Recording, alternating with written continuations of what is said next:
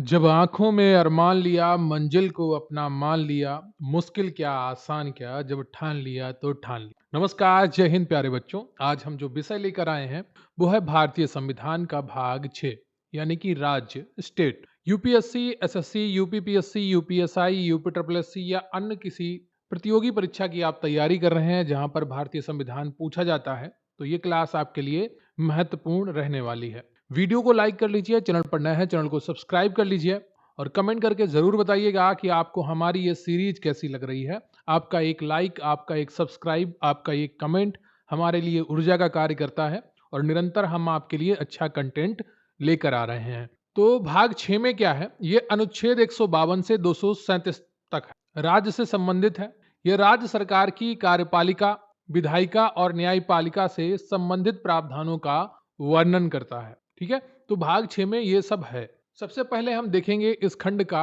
अध्याय 1 सामान्य जो है अनुच्छेद 152। अनुच्छेद 152 में परिभाषा है। इस भाग के प्रयोजनों के लिए राज्य का अर्थ जम्मू और कश्मीर राज्य को छोड़कर राज्यों से, क्योंकि अगस्त 2019 में अनुच्छेद 370 के निरस्त होने के बाद जम्मू और कश्मीर राज्य को 2 केंद्र शासित प्रदेशों जम्मू और कश्मीर तथा लद्दाख में पुनर्गठित किया गया है। तो इसलिए यहां से राज्य का दर्जा इसका समाप्त हो गया था। अब हम बात करेंगे अध्याय 2 कार्यपालिका। अनुच्छेद 153 से 167 तक वर्णित है। अनुच्छेद 153 कहता है कि राज्यों के लिए एक राज्यपाल होगा। प्रत्येक राज्य के लिए राज्यपाल होगा। इसके एक उप अनुच्छेद भी है।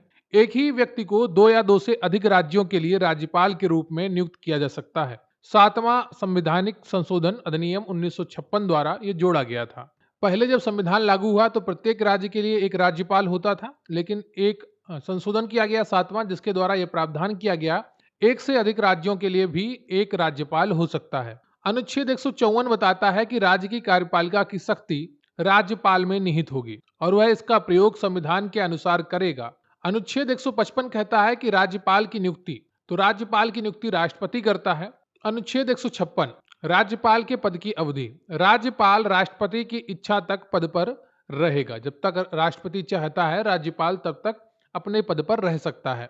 राज्यपाल राष्ट्रपति को संबोधित त्यागपत्र देकर अपना पद छोड़ सकता है। इस अनुच्छेद के पूर्ववर्ती प्रावधानों के अधीन राज्यपाल अपने पद ग्रहण करने की तारीख से 5 साल की अवधि के लिए पद धारण करेगा।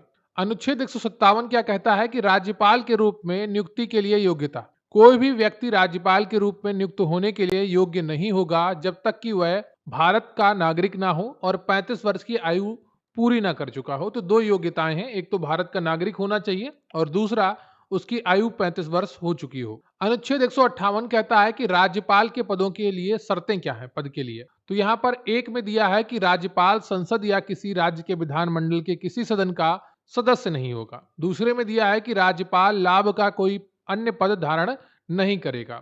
तीसरे में दिया है कि राज्यपाल बिना किराया दिए अपने सरकारी निवासों का उपयोग करने का हकदार होगा।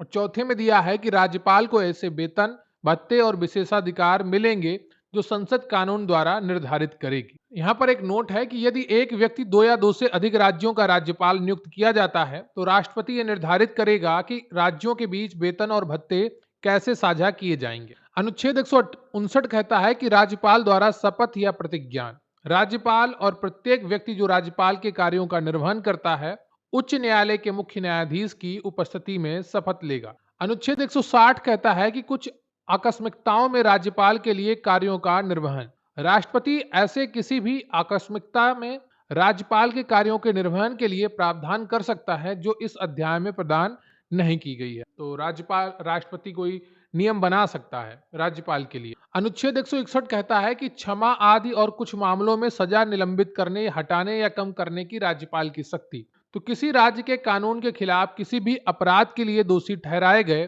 किसी भी व्यक्ति की सजा को क्षमा करना, निलंबित करना, हटाना या कम करने की शक्ति राज्यपाल के पास होगी। अनुच्छेद 162 राज्य की कार्यपालिका की शक्ति का विस्तार। तो राज्य की कार्यपालिका की शक्ति का विस्तार उन मामलों तक होगा जिन पर राज्य के विधानमंडल को कानून बनाने की शक्ति है। अनुच्छेद 163 कहता है कि राज्यपाल को सहायता और सलाह देने के लिए मंत्रिपरिषद होगी। तो राज्यपाल को अपने कार्यों के प्रयोग में सहायता और सलाह देने के लिए एक मंत्रिपरिषद होगी जिसका मुखिया मुख्यमंत्री होगा, अनुच्छेद 163 के 1 में ये वर्णित है। दूसरा है कि यदि कोई प्रश्न उठता है कि राज्यपाल को अपने विवेक से कार्य करना चाहिए तो राज्यपाल का निर्णय ही अंतिम होगा।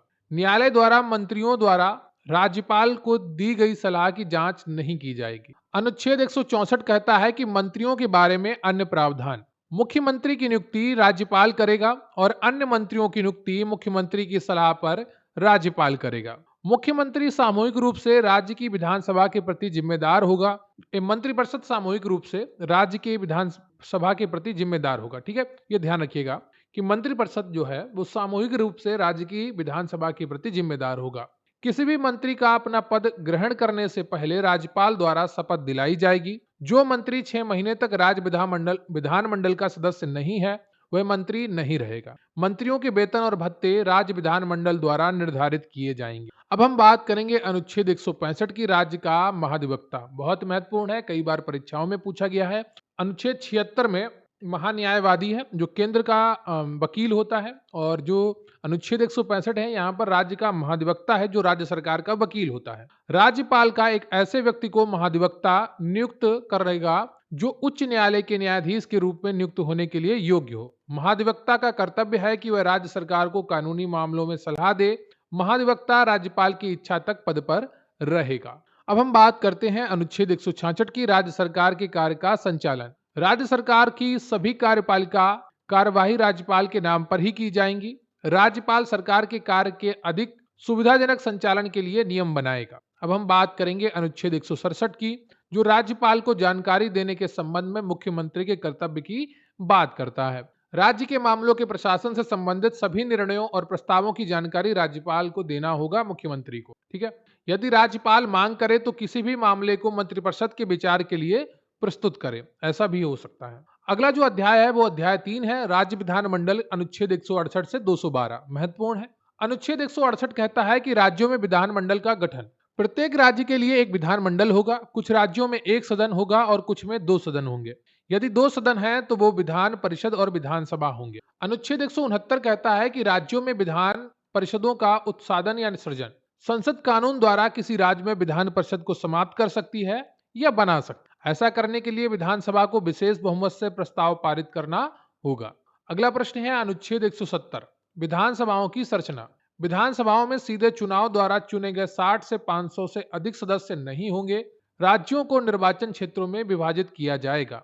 जो 84th अमेंडमेंट था 2001 में, 2026 तक सीटों की संख्या को स्थिर कर दिया गया था। तो न्यूनतम 60 होनी चाहिए और अधिकतम 500 विधानसभा सीटों की। लेकिन यहाँ पर कुछ अपवाद भी आपको देखने को मिलते हैं। गोवा है, सिक्किम है, मिजोरम है, तो इन राज्यों में आपको 60 से कम विधानसभा सीटें देखने को मिलती हैं। अनुच्छेद 171 कहता है कि विधान परिषदों की संरचना। विधान परिषद के सदस्यों की कुल संख्या संबंधित राज्य की विधानसभा के सदस्यों की कुल संख्या के 1/3 से अधिक नहीं होगी, लेकिन 40 से कम नहीं होगी। विधान परिषद के सदस्यों का चुनाव विभिन्न तरीकों से होगा। अनुच्छेद 172 कहता है कि राज्य विधानमंडलों की अवधि। विधानसभा यदि पहले भंग ना हो तो इसकी अवधि 5 वर्ष होगी। विधान परिषद भंग नहीं होगी। इसके सदस्यों का कार्यकाल 6 वर्ष होगा। हर 2 साल में 1/3 सदस्य सेवानिवृत्त हो। अनुच्छेद 173 कहता है कि राज्य विधानमंडल की सदस्यता के लिए योग्यता। न्यूनतम आयु 25 वर्ष होनी चाहिए विधानसभा के लिए, और विधान परिषद के लिए 30 वर्ष की आयु होनी चाहिए। अनुच्छेद 174 कहता है कि राज्य विधानमंडल के सत्र, सत्रावसान और विघटन के बारे में। राज्यपाल समय समय पर सदन या दोनों सदनों को सत्र के लिए आहूत कर सकता है। राज्यपाल सदन का सत्रावसान कर सकता है और विधानसभा को विघटित कर सकता है। अनुच्छेद 175 कहता है कि सदनों को संबोधित करने और संदेश भेजने का राज्यपाल का अधिकार। राज्यपाल सदन या सदनों को संबोधित कर सकता है और संदेश भेज सकता है। अनुच्छेद 176 कहता है कि राज्यपाल का विशेष अभिभाषण। प्रत्येक आम चुनाव के बाद और प्रत्येक वर्ष के पहले सत्र की शुरुआत में राज्यपाल सदन या सदनों को संबोधित करेगा। नियम है, आप केंद्र में भी देखते हैं, संसद में राष्ट्रपति वहां संबोधित करता है, यहाँ पर राज्यपाल संबोधित करेगा अनुच्छेद 176 के तहत। अनुच्छेद 170 कहता है कि मंत्रियों और महाधिवक्ता के अधिकार। प्रत्येक मंत्री और महाधिवक्ता को सदन या किसी समिति की कार्यवाही में भाग लेने और बोलने का अधिकार होगा। अनुच्छेद 178 कहता है कि विधानसभा का अध्यक्ष और उपाध्यक्ष। विधानसभा अपने 2 सदस्यों को अध्यक्ष और उपाध्यक्ष के रूप में चुनेगी। अनुच्छेद 179 कहता है अध्यक्ष और उपाध्यक्ष के पद का रिक्त होना, त्यागपत्र और पद से हटाना अध्यक्ष अपना त्यागपत्र उपाध्यक्ष को देगा और उपाध्यक्ष अपना त्यागपत्र अध्यक्ष को देगा। ऐसा ही आप लोकसभा में देखते हैं। अनुच्छेद 180 कहता है कि अध्यक्ष के कार्यकाल के कर्तव्यों का निर्वहन करने की उपाध्यक्ष या अन्य व्यक्ति की शक्ति। अनुच्छेद 181 जब अध्यक्ष या उपाध्यक्ष को हटाने का प्रस्ताव विचाराधीन हो तो पीठासीन नहीं होंगे। अनुच्छेद 182 कहता है कि विधान परिषद का सभापति और उपसभापति, विधान परिषद अपने 2 सदस्यों को सभापति और उपसभापति के रूप में चुनेगी। अनुच्छेद 183 कहता है कि सभापति और उपसभापति के पद का रिक्त होना, त्यागपत्र और पद से हटाया जाना। सभापति अपना त्यागपत्र उपसभापति को और उपसभापति अपना त्यागपत्र सभापति को देगा। अनुच्छेद 184 कहता है कि सभापति के कार्यकाल के कर्तव्यों का निर्वहन करने की उपसभापति तथा अन्य व्यक्ति की शक्ति। अनुच्छेद 185 कहता है जब सभापति या उपसभापति को हटाने का प्रस्ताव विचाराधीन हो तो वो पीठासीन नहीं होंगे, यानी कि ऊपर चेयर पर नहीं बैठेंगे। अनुच्छेद 186 कहता है अध्यक्ष, उपाध्यक्ष, सभापति और उपसभापति के वेतन और भत्ते राज्य विधानमंडल कानून के द्वारा निर्धारित करेगी। अनुच्छेद 187 राज्य विधानमंडल का सचिवालय, राज्य विधानमंडल के प्रत्येक सदन का अपना अलग सचिवालय होगा। अनुच्छेद 188 कहता है सदस्यों द्वारा शपथ या प्रतिज्ञा, राज्य विधानमंडल के प्रत्येक सदस्य को अपना स्थान लेने से पहले राज्यपाल या उसके द्वारा नियुक्त किसी व्यक्ति के समक्ष शपथ लेनी हो। अनुच्छेद 189 कहता है कि सदनों में मतदान, रिक्तियों के बावजूद कार्य करने की शक्ति और गणपूर्ति। इस संविधान के तहत अन्यथा प्रदान किए गए मामलों को छोड़कर दोनों सदनों की बैठक में सभी प्रश्न उपस्थित और मतदान करने वाले सदस्यों के बहुमत से तय किए जाएंगे। अगला प्रश्न है आपका कि अनुच्छेद 190 सीटों का रिक्त होना। कोई भी व्यक्ति विधानमंडल के दोनों सदनों का सदस्य नहीं होगा। यदि कोई सदस्य अयोग्य घोषित हो जाता है या त्यागपत्र दे देता है तो उसकी सीट रिक्त हो जाएगी। अगला प्रश्न है आपका कि अनुच्छेद 191 सदस्यता के लिए अयोग्यताएं। कोई व्यक्ति विधानमंडल के किसी भी सदन का सदस्य चुने जाने या होने के लिए अयोग्य होगा यदि वह लाभ का कोई पद धारण करता हो, दिवालिया हो, भारत का नागरिक नहीं है, संसद द्वारा बनाए गए किसी भी कानून के तहत अयोग्य घोषित किया गया हो। अनुच्छेद 192 कहता है कि सदस्यों की अयोग्यता से संबंधित प्रश्नों पर निर्णय तो अंतिम निर्णय राज्यपाल द्वारा लिया जाएगा। अनुच्छेद 193 अनुच्छेद 188 के तहत शपथ लेने या प्रतिज्ञान करने से पहले सीट लेने और मतदान करने के लिए दंड। यदि कोई व्यक्ति बिना शपथ लिए योग्य ना होते हुए भी विधानमंडल के किसी सदन में बैठता है या मतदान करता है तो उस पर प्रतिदिन 500 रुपए का जुर्माना लगाया जाएगा। अनुच्छेद 194 कहता है कि विधानमंडलों के सदनों और उनके सदस्यों की शक्तियां, विशेषाधिकार आदि। विधानमंडल के प्रत्येक सदन और उसके सदस्यों के पास विशेषाधिकार और शक्तियां होंगी जिन्हें समय समय पर विधानमंडल द्वारा कानून द्वारा परिभाषित किया जाएगा। अनुच्छेद 195 कहता है कि सदस्यों के वेतन और भत्ते राज्य विधानमंडल कानून बनाकर समय समय पर निर्धारित कर सकता है। अनुच्छेद 196 कहता है कि विधेयकों को पेश करने और पारित करने के संबंध में प्रावधान क्या है, वो अनुच्छेद 196 में वर्णित है। धन विधेयक के अलावा कोई भी विधेयक विधानमंडल के किसी भी सदन में पेश किया जा सकता है। अनुच्छेद 197 कहता है कि धन विधेयकों के अलावा अन्य विधेयकों के संबंध में विधान परिषद की शक्ति पर प्रतिबंध। यदि कोई विधेयक विधानसभा द्वारा पारित होने के बाद विधान परिषद में पेश किया जाता है तो विधान परिषद इसे 4 महीने से अधिक समय तक नहीं रोक सकती है, इसलिए विधान परिषद को एक विलंबकारी सदन कहा जाता है। अनुच्छेद 198 कहता है कि धन विधेयक के संबंध में विशेष प्रक्रिया। धन विधेयक केवल विधानसभा में ही पेश किया जा सकता है, विधान परिषद की शक्तियां सीमित है। अनुच्छेद 199 कहता है धन विधेयक की परिभाषा क्या होगी। एक विधेयक को धन विधेयक माना जाएगा यदि उसमें केवल कुछ मामलों से संबंधित प्रावधान है, जैसे कि कर लगाना, राज्य की संचित निधि से धन का विनियोग करना आदि। अगला अनुच्छेद है अनुच्छेद 200 विधेयकों पर सहमति। जब एक विधेयक दोनों सदनों द्वारा पारित हो जाता है तो उसे राज्यपाल के समक्ष सहमति के लिए पेश किया जाएगा। राज्यपाल विधेयक पर सहमति दे सकता है, रोक सकता है, राष्ट्रपति के पास विचार के लिए भेज सकता है। तो ऐसा कंपलसरी नहीं है कि राज्यपाल अपनी विधेयकों पर सहमति ही देगा। वो उसके पास 3 अधिकार हैं, या तो सहमति दे दे या रोक ले या फिर राष्ट्रपति के पास विचार के लिए भेज दे। अनुच्छेद 201 कहता है कि विचार के लिए आरक्षित विधेयक। जब राज्यपाल द्वारा कोई विधेयक राष्ट्रपति के विचार के लिए आरक्षित किया जाता है तो राष्ट्रपति उस पर सहमति दे सकता है, रोक सकता है या पुनर्विचार के लिए वापस भेज सकता है। अनुच्छेद 202 वार्षिक वित्तीय विवरण बजट। राज्यपाल प्रत्येक वित्तीय वर्ष के संबंध में विधानमंडल के समक्ष राज्य की अनुमानित आय और व्यय का विवरण पेश करेगा। अगला प्रश्न है आपका कि अनुच्छेद 203 विधानमंडल में अनुमानों के संबंध में प्रक्रिया। व्यय के अनुमानों को विधानसभा में मतदान के लिए पेश किया जाए। अगला प्रश्न है आपका अनुच्छेद 204 विनियोग विधेयक। विधानमंडल द्वारा विनियोग विधेयक पारित किए जाने के बाद ही राज्य की संचित निधि कोई भी धन निकाला जा सकता है। अगला प्रश्न है आपका अनुच्छेद 205 पूरक अतिरिक्त और अतिरिक्त अनुदान। यदि चालू वर्ष के लिए दिया गया अनुदान अपर्याप्त पाया जाता है तो राज्यपाल अतिरिक्त अनुदान के लिए विधानमंडल में एक और अनुमान पेश करेगा। अगला प्रश्न है आपका अनुच्छेद 206 लेखा पर बोर्ड, क्रेडिट के बोर्ड और असाधारण अनुदान। जब बजट प्रक्रिया पूरी होने में समय लगता है तो विधानसभा लेखा पर बोर्ड के माध्यम से व्यय के लिए अग्रिम अनुदान दे सकती है।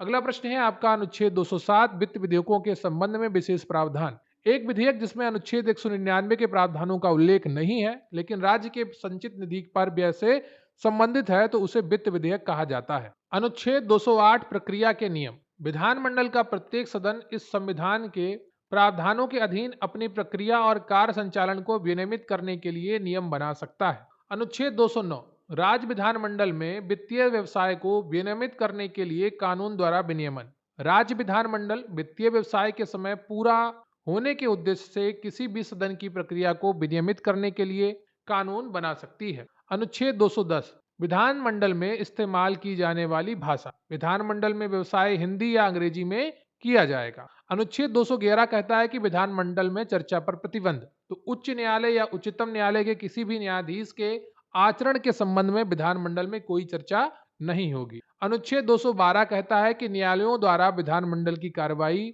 की पूछताछ नहीं की जाएगी। तो विधानमंडल की कार्रवाई की वैधता को किसी भी आधार पर न्यायालय में प्रश्न नहीं किया जाएगा। अब हम बात करेंगे अध्याय 4 की, राज्यपाल की विधायी शक्तियां। अनुच्छेद 213 अनुच्छेद 213 बताता है कि विधानमंडल के अवकाश के दौरान अध्यादेश जारी करने की राज्यपाल की शक्ति। जब विधानमंडल सत्र में ना हो और राज्यपाल को लगता हो कि तुरंत कार्रवाई करना आवश्यक है तो वह अध्यादेश जारी कर सकता है, जैसे 123 के द्वारा राष्ट्रपति जारी करता है। यह अध्यादेश 6 महीने तक वैध रहता है और विधानमंडल के फिर से सत्र में आने के 6 सप्ताह के भीतर अनुमोदित होना चाहिए। अगला जो हमारा खंड है वो है अध्याय 5, जिसमें आप उच्च न्यायालय हाईकोर्ट अनुच्छेद 214 से 232 तक देखेंगे। अनुच्छेद 214 कहता है कि राज्यों के लिए एक उच्च न्यायालय होगा। अनुच्छेद 215 कहता है कि उच्च न्यायालयों का अभिलेखीय न्यायालय होना। जैसे सुप्रीम कोर्ट अभिलेखीय न्यायालय है वैसे ही उच्च न्यायालय भी एक अभिलेखीय न्यायालय होगा और उसके पास अपनी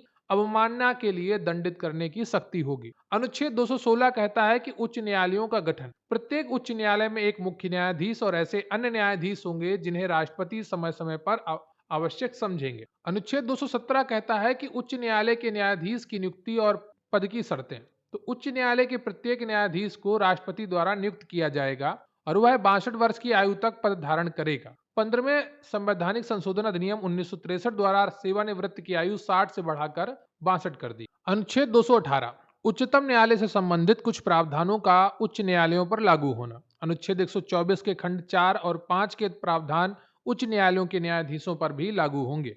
अनुच्छेद 219 उच्च न्यायालयों के न्यायाधीशों द्वारा शपथ का या प्रतिज्ञान। उच्च न्यायालय के प्रत्येक न्यायाधीश को अपने पद ग्रहण करने से पहले राज्यपाल के समक्ष शपथ लेनी हो। अनुच्छेद 220 स्थायी न्यायाधीश होने के बाद अभ्यास पर प्रतिबंध। कोई भी व्यक्ति जो किसी उच्च न्यायालय का स्थायी न्यायाधीश रहा है वह भारत के किसी भी न्यायालय में अभ्यास नहीं करेगा, यानी कि वकालत की प्रैक्टिस नहीं करेगा। अनुच्छेद 221 न्यायाधीशों के वेतन आदि। उच्च न्यायालय के न्यायाधीशों को ऐसे वेतन प्राप्त होंगे जो संसद द्वारा कानून द्वारा निर्धारित किए जा सकते हैं। अनुच्छेद 222 बताता है कि किसी न्यायाधीश का एक उच्च न्यायालय से दूसरे में स्थानांतरण। राष्ट्रपति भारत के मुख्य न्यायाधीश से परामर्श करने के बाद किसी न्यायाधीश का स्थानांतरण कर सकता है। स्थानांतरण पर न्यायाधीश को क्षतिपूर्ति भत्ता मिलेगा। अनुच्छेद 223 कार्यकारी मुख्य न्यायाधीश की नियुक्ति। जब मुख्य न्यायाधीश का पद रिक्त हो तो राष्ट्रपति कार्यकारी मुख्य न्यायाधीश की नियुक्ति कर सकता है। अनुच्छेद 224 अतिरिक्त और कार्यवाहक न्यायाधीशों की नियुक्ति। राष्ट्रपति अतिरिक्त और कार्यवाहक न्यायाधीशों को नियुक्त कर सकता है यदि काम का बोझ अस्थायी रूप से बढ़ गया हो। अनुच्छेद 225 मौजूदा उच्च न्यायालयों का क्षेत्राधिकार। मौजूदा उच्च न्यायालयों का क्षेत्राधिकार और शक्तियां इस संविधान के प्रावधानों के अधीन रहेंगी। अनुच्छेद 226 कहता है कि कुछ रिट जारी करने की उच्च न्यायालय की शक्ति। जिस प्रकार अनुच्छेद 32 के द्वारा सुप्रीम कोर्ट रिट जारी करता है उसी प्रकार अनुच्छेद 226 के द्वारा उच्च न्यायालय भी रिट जारी कर सकता है मौलिक अधिकारों के प्रवर्तन के लिए। अनुच्छेद 227 कहता है कि सभी न्यायालयों पर उच्च न्यायालय के अधीक्षण की शक्ति। तो उच्च न्यायालय को अपने क्षेत्राधिकार के भीतर सभी न्यायालयों और न्यायाधिकरणों पर अधीक्षण की शक्ति होगी। अनुच्छेद 228 कहता है कि कुछ मामलों को उच्च न्यायालय में स्थानांतरित करना। यदि उच्च न्यायालय को पता चलता है कि किसी अधीनस्थ न्यायालय में लंबित मामले में कानून का एक महत्वपूर्ण प्रश्न शामिल है, तो वह मामले को अपने पास ले सकता है। अनुच्छेद 229 कहता है कि उच्च न्यायालयों के अधिकारियों और सेवक और व्यय। उच्च न्यायालय के अधिकारियों और सेवकों की नियुक्ति मुख्य न्यायाधीश द्वारा की जाएगी। अनुच्छेद 230 कहता है कि उच्च न्यायालय के क्षेत्राधिकार का केंद्र शासित प्रदेशों तक विस्तार। संसद कानून द्वारा किसी केंद्र शासित प्रदेश पर उच्च न्यायालय के क्षेत्राधिकार को विस्तार कर सकती है। अनुच्छेद 231 कहता है कि दो या दो से अधिक राज्यों के लिए एक समान उच्च न्यायालय की स्थापना। तो एक ही उच्च न्यायालय को दो या दो से अधिक राज्यों के लिए स्थापित किया जा सकता है, जैसे चंडीगढ़, हरियाणा और पंजाब की। अनुच्छेद 232 निरस्त हो गया है। इसे अनुच्छेद को 7वें संवैधानिक संशोधन अधिनियम 1956 द्वारा निरस्त कर दिया गया। अब हम बात करेंगे भाग 6 की, अधीनस्थ न्यायालय। अनुच्छेद 233 से 237 तक ये वर्णित है। अनुच्छेद 233 कहता है कि जिला न्यायाधीशों की नियुक्ति। किसी भी राज्य में जिला न्यायाधीशों की नियुक्ति, पदस्थापन और पदोन्नति राज्यपाल द्वारा की जाएगी। अनुच्छेद 234 कहता है कि जिला न्यायाधीशों के अलावा व्यक्तियों की भर्ती, जिला न्यायाधीशों के अलावा न्यायिक सेवा में व्यक्तियों की नियुक्ति भी राज्यपाल द्वारा की जाएगी। अनुच्छेद 235 कहता है कि अधीनस्थ न्यायालयों पर नियंत्रण, जिला न्यायालयों और उनके अधीनस्थ न्यायालयों पर नियंत्रण उच्च न्यायालय में निहित होगा। अनुच्छेद 236 की व्याख्या।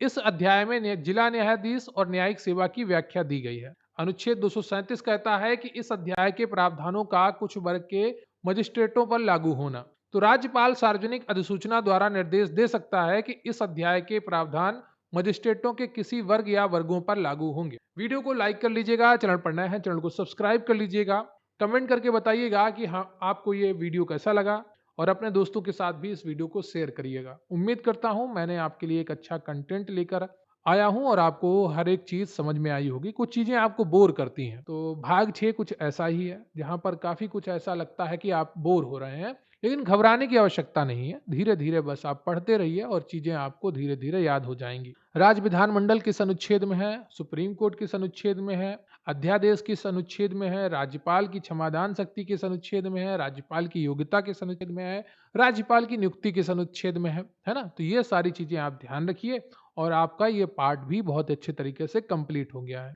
तो आपका एक लाइक हमारे लिए ऊर्जा का कार्य करेगा, तो लाइक जरूर करिएगा और सब्सक्राइब भी करिएगा। हो सके तो कमेंट करके भी बताइएगा कि आपको ये वीडियो कैसा लगा। मिलते हैं फिर किसी अन्य वीडियो में, तब तक के लिए जय हिंद, जय भारत।